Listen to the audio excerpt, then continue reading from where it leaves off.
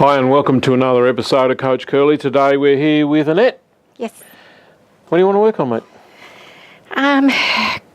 Crossing that line into action and whether I'm expecting too much of life in general. As in for years I've been gradually going down the personal development road and learning new skills, I thought, and often feel that it's just been like on the push bike but not going anywhere.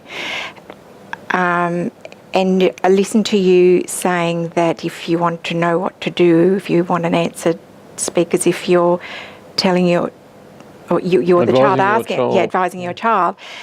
So I have this feeling at the moment that I am just totally drifting. Maybe I've given up because my children are now all adults, and up until recently, I guess I always seemed to have a lot of advice to the point where my eldest son sometimes said to me, "Mum, I don't always need you to give me the answer. Sometimes I'm just wanting to vent or express what have you." But what I found lately is that I'm saying, "Well, I don't know," to my boys. So then I'm not going to get an answer for myself either. And I am in a position at the moment where there's probably a zillion crossroads for me, and I can't see anywhere that I want to go. I don't seem to know what I want to do or what I should be doing or how I want to get there. And then I started to question, do I have to be going somewhere? Mm-hmm. But I know in my heart if I do that, I just feel like, well, I didn't achieve anything that I really wanted to achieve. Yep. So there's a whole kind of, that's like a bucket of worms in terms of this and that and the other. So are you feeling like you need to be headed in a direction or not? For so long, I've just felt like I needed to be heading in a direction.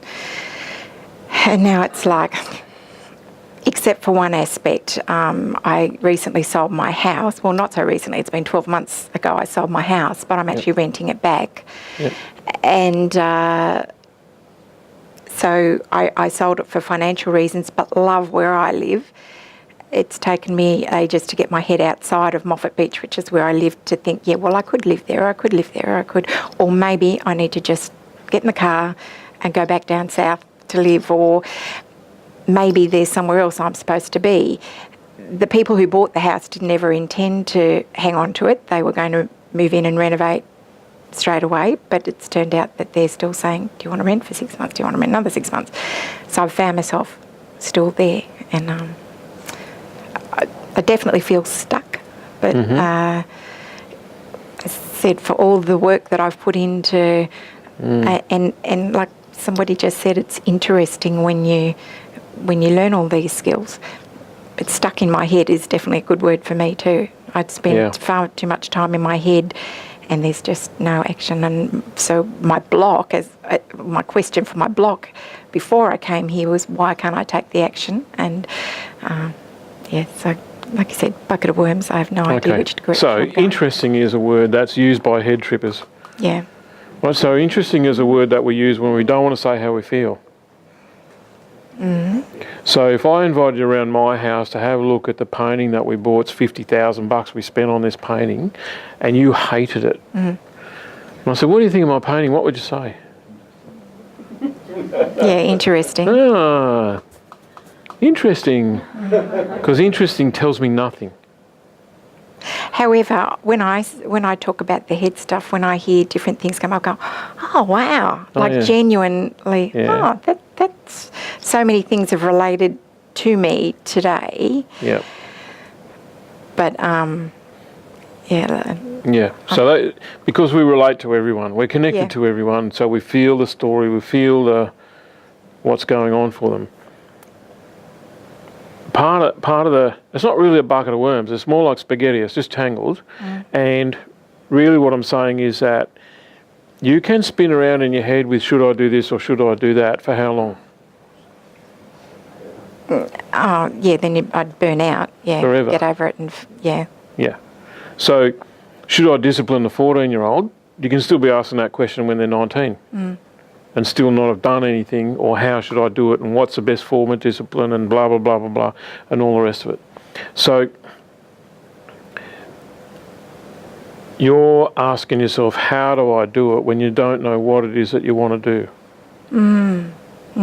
I think I've had projects that I've been going to do, or I could do this, I could do that, that I might have started, done the self-sabotage, whatever, not completed. And now I think I'm thinking 57, what's the point now, kind of thing. What's the point now? Like At 57? Well, maybe I need a new journey is what I'm saying. I need a new, I can't see, like, I'd like there to be something, but what I was... Talking to a 60-year-old, I'll tell you what the point is. I don't mean that there's no point to anything. I just mean that maybe the things that I was wanting to do 5 or 10 years ago that I didn't do, there's no point to that now. So I can't understand why I can't get the what's next thing. I don't want to just drift in from, because I think I've just drifted for so long. I don't want to keep drifting. But I can't see what comes next. Yep. Okay. So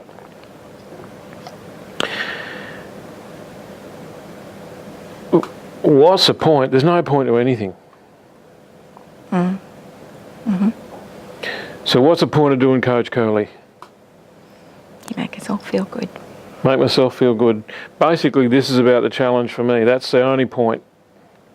Because if I don't do it, someone else will, and the world that is looking to get personal development for free will find it somewhere. So what's the point? The only point is that it stretches me. So what's the point, whether you build a house, whether you build a garden, whether you learn to speak French, whether you go bungee jumping, what's the point? The whole lot. There's no point to any of it. So there never was a point.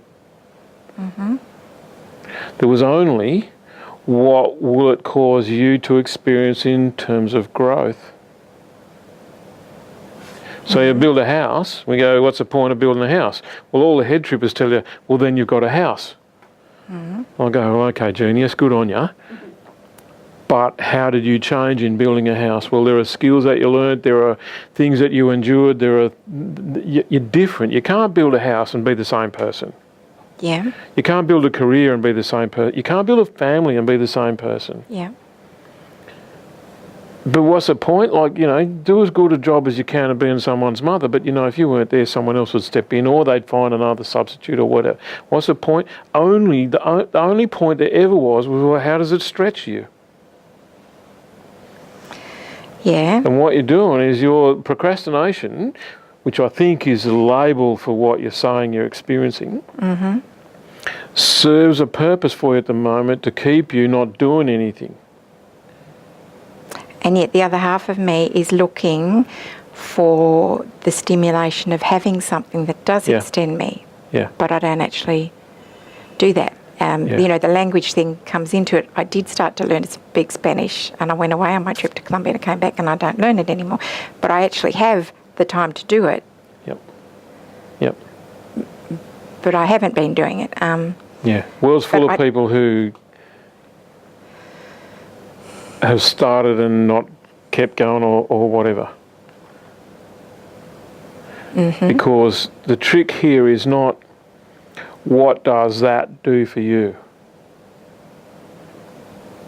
In other words, when you're looking for the thing that's going to be the thing that you can be passionate about. Does that make sense? Yes, yeah. Yeah. There is no such thing. There are only things which you can put your passion into. And they serve their purpose or their point or their function as a means for you to express passionately about or towards. Fond of saying, look, go build a wooden boat, mate. Because it'll require lots of assembling skills, endurance, knowledge, perseverance, all of those sort of things. At the end, you give the boat away. And you'll be left with perseverance, endurance, skills, all of those sort of things. So there's a question about what could you get excited about stretching yourself for? The purpose of procrastination in your life is to stop yourself having to stretch.